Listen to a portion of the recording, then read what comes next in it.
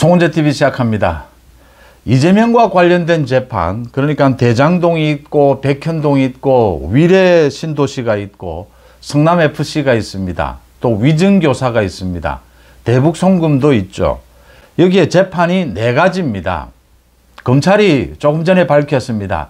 이재명과 관련된 이 재판들을 모두 분리해달라. 백현동 따로, 이 대장동 따로, 성남FC 따로, 전부 따로따로 이렇게 재판을 하게 해달라. 서울중앙지검입니다. 서울지법에 이렇게 신청하겠다라고 밝혔습니다. 검찰이 이재명에 대한 이 재판 전략, 검찰의 전략이 대변화, 크게 바뀌는 것을 의미합니다. 검찰이 왜 이런 결정을 내렸을까? 신속하고 공정한 재판입니다. 검찰이 지난해와 달리 지난해는 모두 대부분 병합이었습니다. 위증교사만 분리였습니다. 그런데 검찰이 왜 이렇게 달라졌을까? 저는 신진우 효과라고 부르고 싶습니다. 신진우 판사의 대북송금 이 판결이 그래도 많은 이 사법방해에도 불구하고 신속했고 이화영과 김성태에 대한 재판입니다. 굉장히 신속했고 공정했다. 그래서 거기에 따라서 이 대북송금 사건을 이재명이 서울중앙지법의 대장동 재판과 또 병합해달라라고 신청을 했는데 대법원에서 단호하게 굉장히 빠른 속도로 거절했습니다. 기각했습니다. 그것도 역시 신진우 효과다. 조희대 대법원장이 가장 강조한 이 신속한 재판, 정치권에 대한 공정한 재판, 그걸 신진우 부장판사가 실행을 하면서 이제 우리 재판부의 분위기도 달라졌고 사법부의 분위기도 달라졌고 검찰도 자신을 얻었다. 그래서 이재명에 대한 재판, 이 공소유지 전략을 검찰이 완전히 바꿨다. 이제는 이재명을 정말 구속시키겠다. 빨리 처벌을 하겠다라는 것을 검찰이 분명하게 선언을 한 셈입니다. 이 건이 이렇게 됩니다. 그러니까 지난해 3월에 이 대장동과 위례 신도시, 성남FC 이 3건이 검찰에 의해서 기소가 됐습니다. 이때 검찰이 구속영장을 쳤습니다. 그런데 국회에서 체포동의안이 부결됐습니다. 구속시키지 못했습니다. 그리고 이 3건의 재판이 모두 합해져서 김동연 부장판사가 맡아왔습니다. 그 다음에 지난해 10월입니다. 이 백현동 사건으로 기소가 됐습니다. 위증교사와 함께 기소가 됐습니다. 백현동과 위증교사 이걸 기소를 하면서 검찰이 백현동은 이 대장동과 합해서 병합이 되도록 했고 위증교사는 따로 떼서 분리를 해서 재판이 이루어질 수 있도록 검찰도 요구를 했고 또 이 사법부에서도 받아들였습니다. 또 구속영장을 청구했는데 다들 아시다시피 구속영장이 유창훈 부장판사에 의해서 기각이 됐습니다. 검찰은 그 당시에는 왜 이 대장동, 백현동, 성남FC 이 하나하나 건마다 굉장히 사건이 방대한데 왜 이렇게 병합을 하도록 검찰이 허용을 하고 위증교사만 떼냈느냐? 위증교사만 떼내기 위해서였습니다. 대장동만 해도 어마어마하고 백현동만 해도 어마어마한데 이 사건을 병합하는 것은 용인을 하고 위증교사만 따로 떼낼 수 있다면 용인을 하겠다. 그래서 위증교사는 따로 떼냈습니다. 따로 떼냈는데 그 위증교사도 또 이 대장동 재판부인 김동연이 맡았던 겁니다. 그래서 검찰이 참 이 대장동, 백현동 이렇게 뭉쳐가지고는 이거 10년 안에 1심 판결이 10년 안에 나올 똥말똥입니다. 지금도 이 위례 신도시 심리 중입니다. 대장동, 성남FC, 백현동은 건드리지도 못했습니다. 앞으로 10년 안에 1심 판결도 나올지 안 나올지 모르는 상태입니다. 위증교사도 질질 끌었습니다. 검찰이 그럼에도 불구하고 위증교사만 따로 떼내면 이 위증교사는 워낙 간단하기 때문에 재판이 빨리 신속하게 진행이 될 것이다. 1심 판결이 빨리 나오게 될 것이다. 이재명을 법정 구속시킬 수도 있을 것이다. 검찰이 이런 전략으로 그동안 해왔습니다. 그런데 아시다시피 대장동, 백현동, 위례 신도시, 성남FC 이건 10년 안에 1심 판결이 나올지 안 나올지 모르는 상태입니다. 위증교사는 이제 10월에 1심 판결이 나옵니다. 김동연 부장판사, 이재명이 하자는 대로 질질 끌려가고 있습니다. 그래서 검찰이 칼을 뽑은 것입니다. 검찰이 이렇게 칼을 뽑은 것은 자신감을 가졌다라고 하는 것입니다.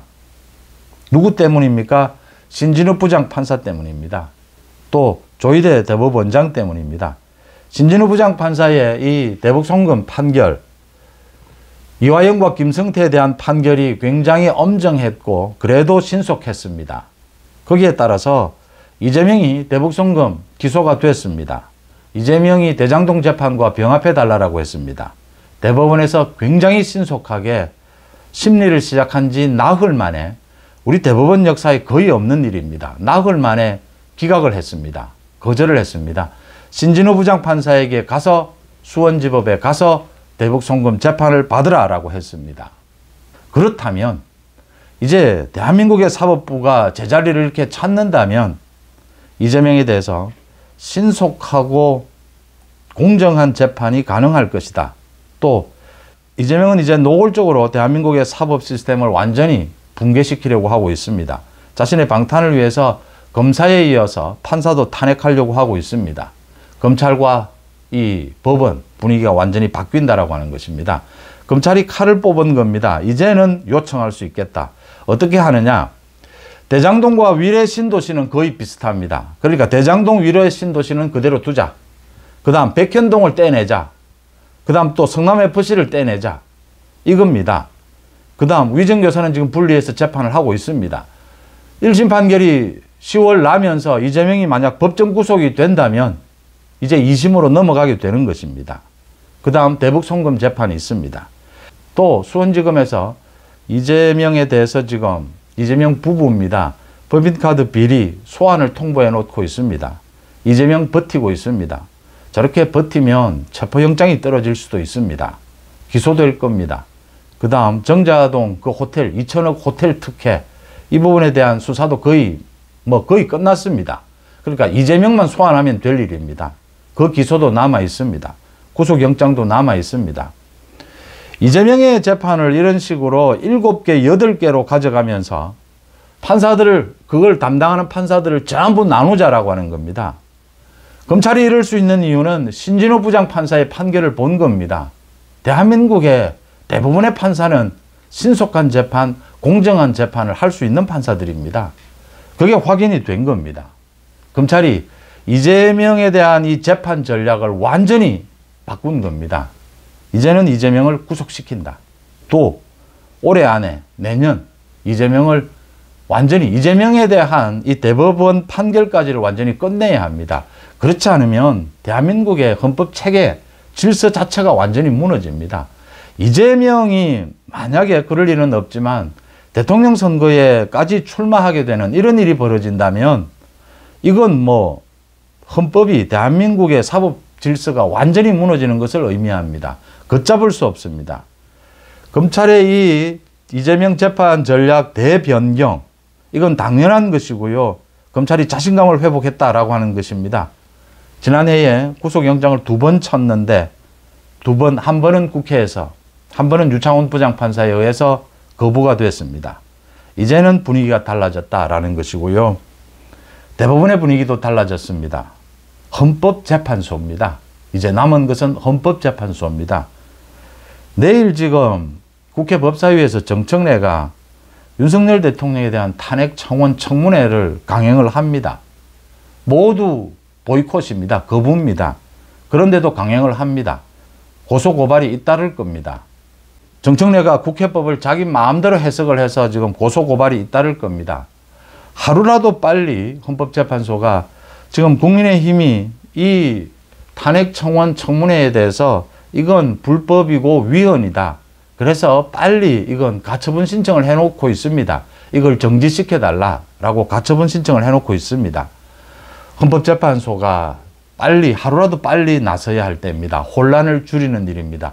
불필요한 혼란을 줄이는 일입니다. 그리고 헌법재판소가 우리 헌법을 지키는 마지막 보루입니다. 헌법재판소는. 정확하게 지금 정치권에 민주당 이재명에게 메시지를 보내는 것입니다. 헌법 파괴는 용서하지 않겠다. 이 가처분 신청을 받아들여서 지금 법사위에서 하고 있는 이 횡포, 이 청문회를 못하게 하면 그건 엄청난 메시지가 될 겁니다. 헌법을 파괴하는 것을 용서하지 않겠다라고 하는, 헌법재판소를 이길 그 무엇도, 그 어떤 권력도 대한민국에는 없습니다. 조희대 대법원장이 이야기하지 않았습니까? 판사의 판결에 대한민국에 돈 많은 사람, 어떤 권력도 다 복종한다. 판사의 판결을 이길 어떤 권력도 돈도 없습니다. 헌법재판소 마찬가지입니다. 누가 감히 헌법재판소의 결정에 불복할 수 있겠습니까? 헌법재판소의 태도도 바뀔 것이다 라고 봅니다. 거기에 따라서 검찰이 이재명 재판에 대한, 이재명 수사 재판에 대해서 완전히 자신감을 회복하고 이제 전략을 대수정을 했다. 이재명의 조기 구속, 이재명의 재판을 빨리 끝내는 것이 우리나라의 헌정 질서를 지키는 일이다 라는 점입니다. 송은주TV 마칩니다. 고맙습니다.